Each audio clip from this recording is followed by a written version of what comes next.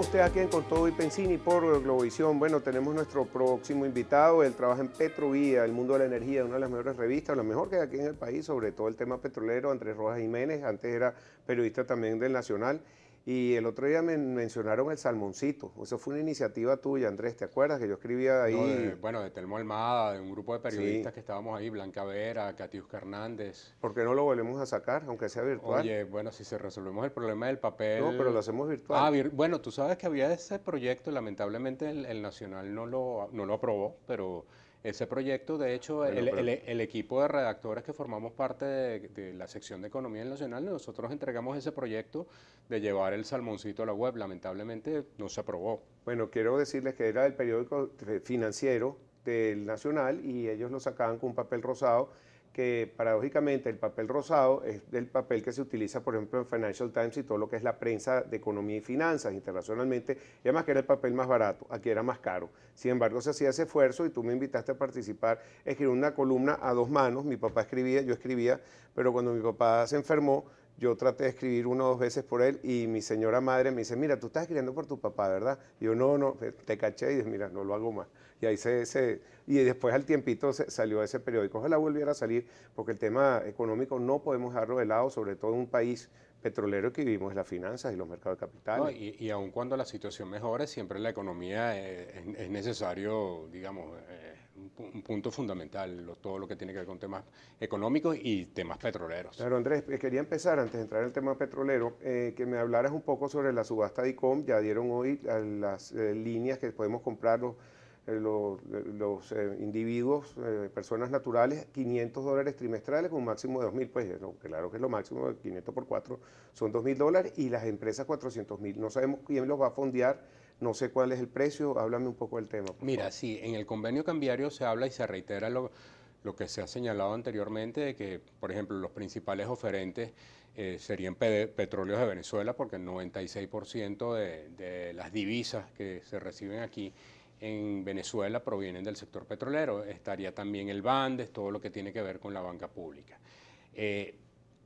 Al menos, digamos, desde el punto de vista de anuncio, pareciera que hay como la intención de que el mecanismo de fijación del precio sea más transparente a través de esta subasta. El punto está aquí en que no se aclaró, aun cuando el presidente del Banco Central dijo que era rueda de prensa, no fue rueda de prensa, o sea, simplemente fue una lectura de un comunicado de cómo queda el mecanismo, no hubo oportunidad para hacer preguntas. No, hoy Pero no se transó. ¿Se transó alguna operación? no, y de hecho hasta antes de venir al programa traté de meterme en el portal que crearon para eso y todavía no está funcionando. Entonces, yo creo que esos elementos de respuesta, sobre todo cuando se ha tenido errores en el pasado con el tipo de cambio, deberían de corregirse. Es decir, si se va a salir con un nuevo sistema, ya la plataforma tecnológica debería estar funcionando. Creo que la mejor manera de que la gente vea y tenga credibilidad, porque ¿qué es lo que ha pasado? Que no lo digo como Andrés Rojas, sino lo digo en general cuando uno conversa con analistas financieros, bancas de inversión que te preguntan, oye, ¿va a funcionar? Y entonces llega un momento que ya el solo hecho de la pregunta no genera credibilidad. Claro. Entonces yo creo que en este comité que conforma el comité de la subasta, que lo encabeza, que está dos directores del Banco Central y está Dante Rivas, y Dante Rivas tiene la ventaja de que él tiene un aval por toda la gestión que él hizo en el SAIME, de que facilitó durante el tiempo que él estuvo como presidente del SAIME, no habían los problemas para la obtención de la cédula, el uso de los medios tecnológicos para tú recibir el pasaporte eran los más expeditos.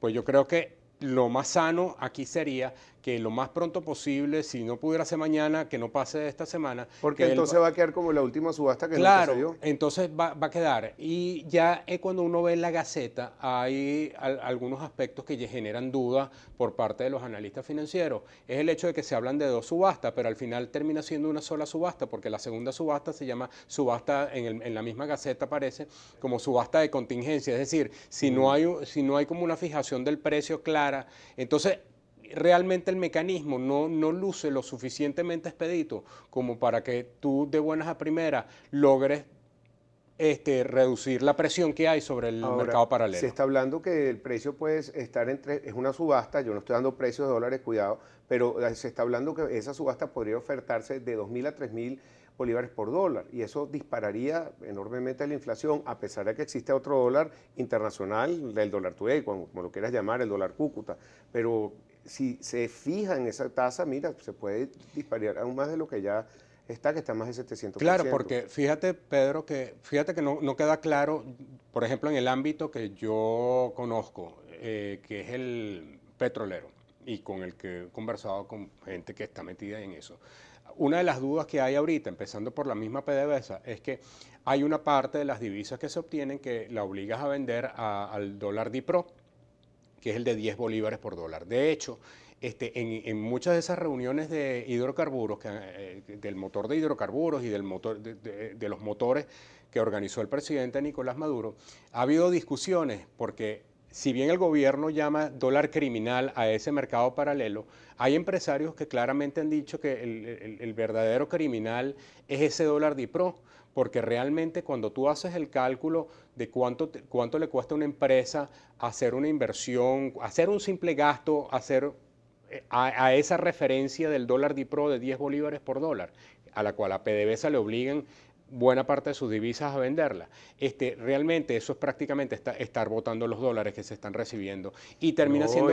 y a un gran apetito si tú consigues dólares a 10 bolívares y lo puedes vender en el mercado, Claro, así sea en el DICOM, es una fortuna. pero además muchos inversionistas no van a colocar dólares si tuvieran que regirse, aunque sea una parte, a ese dólar. Y luego genera unas complicaciones enormes. Porque muchas empresas han optado por sacar a Venezuela de sus cuentas?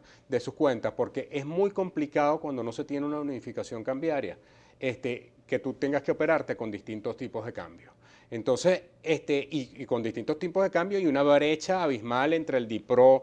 Entonces, claro, como no hay claridad qué se va a hacer con el DIPRO, lo que tú señalabas es un punto, es decir, eso es una devaluación, es decir, ya pasar el dólar DICOM, las divisas complementarias de un nivel que está por encima de los 700 bolívares en este momento, a 2.000 o a 3.000, si es que eso se da Sí, así, para o no se deja 400. que se vaya depreciando progresivamente, eso es de un solo plumazo decretar una Una devaluación, ¿no? evaluación. Entonces eso, digamos, para cierto tipo de importaciones a ciertos agentes que le estaban dando el dólar DICOM, obviamente en la estructura de costos no se pueden fijar a esa tasa, sino que se tiene que fijar a esa nueva paridad. Tengo que hablar del crudo. Esta semana subió hasta 53 dólares, ya bajó y corrigió 50 dólares con 93 centavos, fue el último que vi. Superó la barrera de los 50, lo que era una resistencia, pero llegó a 46. Esto es todo por la próxima reunión de la OPEP, que hay una gran expectativa por ese trato que hicieron entre Rusia y Arabia Saudita, pero ya lo está descontando que ellos van a recortar la producción y bueno, tratar de también obligar o sugerirle a los otros países se va a mantener, OPEP y no OPEP que recorten también. Se va a mantener el recorte que se acordó en noviembre del año pasado de 1.800.000 barriles diarios y digamos la señal que dieron ahora los miembros de la OPEP en conjunto con Rusia y otros productores es que ese recorte no solamente va a estar vigente para la segunda mitad del año 2017, sino incluso para los 3 primeros meses del año 2018, es decir, estamos hablando de 9 meses más.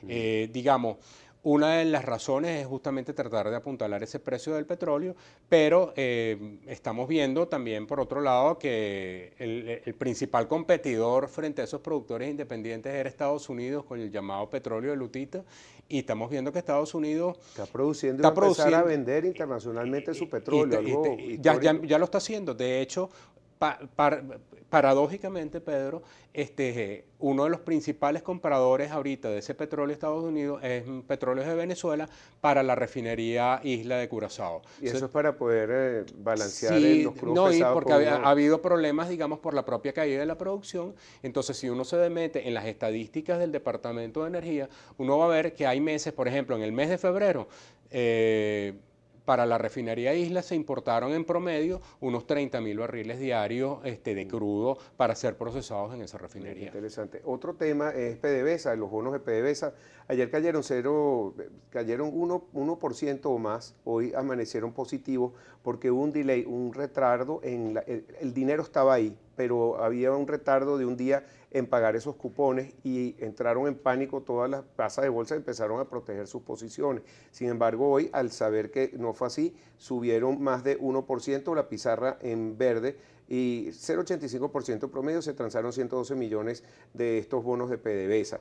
Pero ¿por qué están ocurriendo estos problemas en petróleo? Siempre se habla, esto es un default selectivo, ese es el término, no es que entraron en default, pero es el término cuando tú te atrasas un día. Es como que si tú pagas de la hipoteca un día más tarde, te afecta en tu récord de crédito. No pagas la mensualidad de la Junta de Condominio. Ahorita que yo soy presidente de la Junta de Condominio, puedo hablarte con propiedad de esa materia. Están en default técnico los que no sí, pagan. hay unos cuantos apartamentos que están en default. Yo Hay unos que también. se retrasan como un mes, hay gente que no concilia el pago, etcétera. Pero para que mis vecinos no me linchen. No me hagan scratching. Scratch y todo. Mira, digamos, hasta ahora no ha habido ninguna explicación por qué hay este retraso. Es decir, hasta ahora la señal ha sido muy clara de Petróleos de Venezuela, lo vimos con el pago importante de capital que tuvo que hacerse en abril y el otro más importante ya es hacia finales de año. Entonces, claro, cuando ha habido esos pagos tan importantes de deuda, a uno le llama la atención que estos pagos que son más pequeños, haya un retraso. Entonces, es que es un nuevo sistema, es un nuevo banco, no es Citibank, entonces a lo mejor claro, CDL, Euroclear, era el primer pago también. Exactamente, entonces ahí vienen unos problemas y creo que ahí falta un poco, volvemos a lo mismo, un mecanismo, digamos, más expedito de claridad frente a los inversionistas. Fíjate que todas las grandes empresas tienen esos mecanismos muy bien afinados justamente para evitarse esos problemas, porque al final estamos hablando con aspectos de percepción. De nuevo con ustedes, con Toy Pensini y Globovisión, estamos con Andrés Rojas Jiménez, periodista también de la guía Petroguía.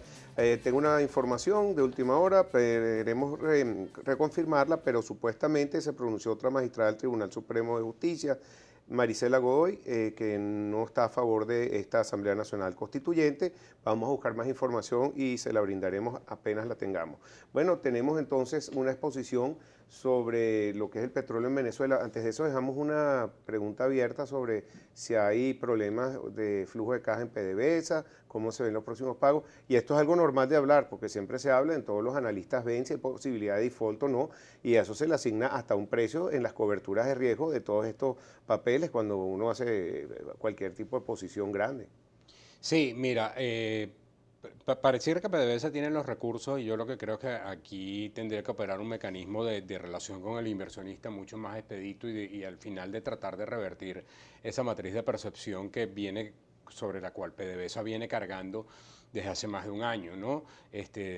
Más allá del simple discurso de decir hemos pagado, yo creo que aquí estos retrasos, etcétera, deberían corregirse, sobre todo cuando son montos muy pequeños, etcétera, y que no obedecen a un problema, digamos, de caja fundamental, sino que hasta pareciera como cierto desorden administrativo. Entonces, es lo único que yo podría decir, más allá de lo que comentamos en el segmento anterior, ¿no? Okay. Sobre todo porque todavía falta un pago muy importante que tiene que hacerse a finales de año y en la medida de que haya esa claridad, ahorita el tema político genera mucha sombra sobre la realidad y hay un punto importante y lo vamos a ver en las láminas, es decir... Si quieres podemos poner las láminas, señor director. Sí, ya están, o sea, fíjate, Pedro, que una de las razones fundamentales por las cuales la OPEP llegó a la decisión de un acuerdo de recorte de producción tenía que ver para tratar de enfrentar todo el nivel del shale oil de Estados Unidos. Pero obviamente al tener un precio más alto, ahorita tratando de romper ese techo del $50 por barril, pero a ver si sube un poco más y por eso la decisión de la OPEP. Pero estamos viendo, y es la lámina que tenemos ahorita, cómo desde septiembre del año pasado hasta febrero las cifras del Departamento de Energía indican que se ha elevado la producción en 464.000 barriles diarios, ¿no? Sí. Es decir, esta es la primera lámina de producción, sí, de cómo aumentó. Esto fue lo que entonces hizo que tomaran esta decisión. Aquí sí, también tenemos la producción de Dakota del Norte. Bueno, aquí lo traigo porque tanto Dakota del Norte y la que viene, que es en Texas, el estado de Texas, son los principales productores de Estados Unidos y ambas, ya en el caso de Dakota del Norte, ya la producción está repuntando y está por encima de 1 millón de barriles al día. ¿no? Y aquí nuevamente todos estos pequeños productores del shale están, digamos, se están viendo beneficiados. Entonces, realmente eso es lo que ha impedido que el precio del petróleo logre el incremento tan esperado por encima de $70 o por el orden de $70 que se estaba esperando entre los miembros de la OPEP. ¿Algo de la política de Donald J. Trump tiene que ver con esto o esto es un coletazo de lo que viene de Obama? Sí, sí, fíjate, si bien hasta ahora los anuncios del presidente Trump no se han concretado, ya por ejemplo, el solo hecho de que el presidente Trump dijera todo su apoyo a los productores y más bien vaya en contra de los grupos ambientalistas, lo que ha dado es como más ánimo a esa actividad. Eso por un lado. Y en la segunda tiene que ver con el anuncio del famoso oleoducto del Keystone, que iría desde Canadá hasta el estado de Texas, que eso traería ese crudo que viene de Canadá hacia las refinerías. Eso no es que se va a hacer mañana, pero indiscutiblemente que eso haría mucho más autosuficiente a Estados Unidos y llevaría a una reducción en las importaciones de crudo, sobre todo que proviene, por ejemplo, de países como Venezuela o de otros miembros de la OPEP. Andrés, antes de seguir, ¿tú crees que Venezuela estaría sujeto a unas medidas de embargo por parte de los Estados Unidos de continuarse la tensión política en Venezuela? Ha manifestado Donald Trump que no está muy de acuerdo con la política venezolana. Mira, hasta ahora hasta ahora las acciones han sido muy puntuales, muy focalizadas. Ha habido intentos, al menos en la parte comercial, desde que está el ministro de Petróleo, Nelson Martínez, de mejorar esas relaciones. Ha habido un esfuerzo, con todo y la caída de la producción de Venezuela, ha habido un esfuerzo de tratar de evitar que sigan cayendo las exportaciones hacia Estados Unidos. Al menos en el corto plazo, y no pareciera viable, ¿no? Pero uno nunca sabe, y va a depender mucho de las medidas que vaya tomando Venezuela. Ok, bueno, la próxima lámina tenemos la producción petrolera de Arabia Saudita y ha habido una caída fuerte, 774.000 barriles, pero no es caída, sino que han reducido su producción, es decir, de 10.720.000, de acuerdo a las cifras oficiales, a un nivel de 9.900.000 barriles. En cambio, Irán, con todo y lo que está también dentro de la política de recortes, recordemos que al haberse eliminado sus sanciones comerciales, ellos han hecho un enorme esfuerzo y desde enero de 2015 hasta abril de 2017 ellos han elevado la producción en un millón de barriles. Ellos sí estarían sujetos a algunas sanciones porque Trump ha dicho que si siguen con el programa nuclear que los va a someter a esto nuevamente, pero lo demás dicen que no debería tener ni siquiera material radioactivo. Pero no pareciera, si vemos lo que acaba de pasar electoralmente con la reelección de Rouhani y ese intento del presidente iraní de focalizarse y de emprender reforma y ser más amigable con Occidente. Muy bien. En la producción petrolera venezolana, ¿estas cifras dónde salen, por favor? Son las que entrega el Ministerio de Petróleo a la OPEP, y la sola cifra, fíjate que estamos hablando de abril del año 2016 a abril del año 2017, estamos hablando de una caída de casi 300.000 barriles diarios. Eso es mucho más de lo que ha acordado Venezuela de recorte de producción. Y una de las razones, retomando lo que hablábamos del segmento anterior, por los cuales ha habido desinversión en muchas de las empresas mixtas, tiene que ver a que no está todavía claro el tema cambiario para las empresas mixtas. Es decir, hay una parte que se rige a la tasa del DICOM, pero hay otra parte al del DIPRO. Entonces, cuando tienes esa combinación para un inversionista, para emprender nuevos proyectos... para la propia PDVSA. Para la propia PDVSA. Pero ahora sí pueden vender sus dólares en esta subasta, ¿podría beneficiarse la industria? Claro, ellos lo venían haciendo, digamos, pareciera que sí, porque van a obtener, digamos, si el mecanismo se agiliza y se hace una migración más hacia el DICOM y se reduce ese peso sobre el DIPRO, pues indiscutiblemente que sí. Aquí tenemos otras columnas de los datos oficiales y las fuentes secundarias de cuánto es la producción Fíjate venezolana. Que aquí lo que queremos señalar es cómo ha caído la producción en los últimos 4 años comparado abril 2013 contra abril 2017. Y utilizamos tanto las cifras que el propio Ministerio de Petróleo ha entregado a la OPEP y la que indican fuentes secundarias como la Agencia Internacional de Energía. Y vemos que las propias cifras que reconoce el gobierno venezolano hablan de una caída en 4 años en la producción de más de 500.000 barriles diarios. Si vemos lo que dice la Agencia Internacional de Energía, estamos hablando de una caída que se aproxima a 400.000 barriles. En cualquiera de los casos... Pero esta producción baja de los 2 millones de la fuente secundaria. Aproximadamente, sí, exactamente. Fíjate que estaba por el orden de los 2.300.000 barriles y está ahora en casi 1.900.000, de acuerdo a lo que dice la Agencia Internacional de Energía. Me queda un minutico, así que vamos a apurarnos, Y esta última es sobre todo como la caída de la producción venezolana, digamos, al inicio del gobierno del presidente Maduro hubo un esfuerzo por aumentar producción. De hecho, de 2013 a 2014 creció 78.000 barriles, pero después ha ido cayendo de manera continua y la reducción más drástica se ha dado en el último año, hasta de abril a abril, por el orden de los 300.000 barriles que te señalaba a ti anteriormente. Ok, ¿exportación petrolera de Venezuela hacia Estados Unidos? Está por el orden de los 750.000 barriles diarios. Hay un intento de estabilizarlo, intentar que repunte.